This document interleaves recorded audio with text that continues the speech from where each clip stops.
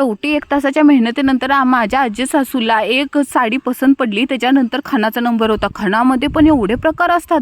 त्या चोळीला सूर्यफूल पाहिजे, त्याला कान नाक डोळे पाहिजे, फणसाचं चित्र, फटांगड्या बिटांगड्या, काय मी तर शॉक झाले असल्या चोळ्या बघून. फशी होते ती मी हातानं मापून गेला. ते चरणाच्या माणसानं फशी